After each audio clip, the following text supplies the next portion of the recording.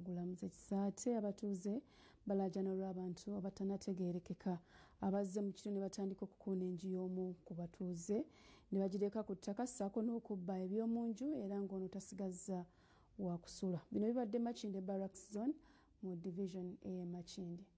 Fred Elifazi Kikonyogo Makinde Barracks Zone yasigadde maziga olw'abantu abatanategeerekeka abazze mu kiro ne bakoona enju ye ne bagireka ku ttaka.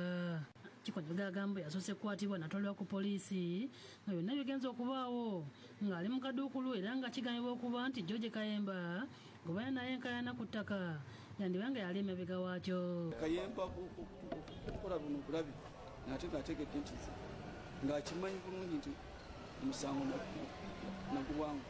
Ategeeza nti ettaka lino lyamuweebwa jjajjaawe Jeni Nabatanzi mu myaka gy'ekinaana nga yaddukira mu kkooti nga Kayemba amusumbuwa n'esala bulungi omusango kyokka kati yeewonya okuba ng'ateetazzeemu. Nsaba Prime Minister Nabbanja anyambe ku nsonga eno aziyingiremu.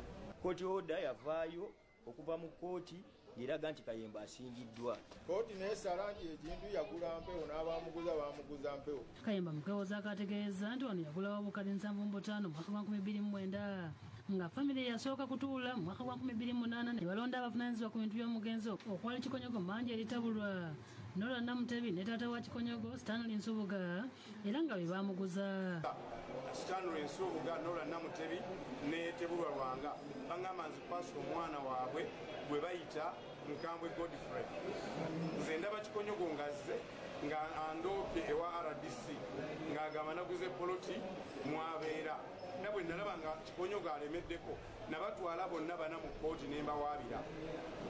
Omulamuzi yalaba nga tebalina musango n'aŋŋamba nti naye okugjawo enkaayana Kikonyogo aweebweyo $15,000,000 aveewo.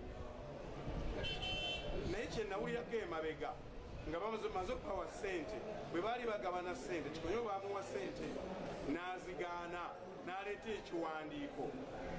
Bano kye baagamba nti wali badde wakireeta dda obanga jjajjawo yawaggwe.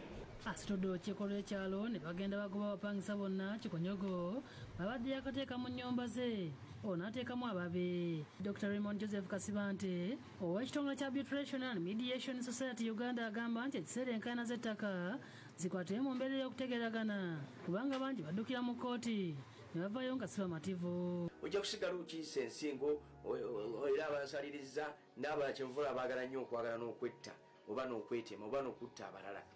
Obukyayi ne bubeerawo nga tebuvaawo naye singa mubeera mu mediations buli omu tukozesa gwa bayita win-win. David Sekayombya yakusakidde eggulire lino ku lwa Bukedde TV. Ate ye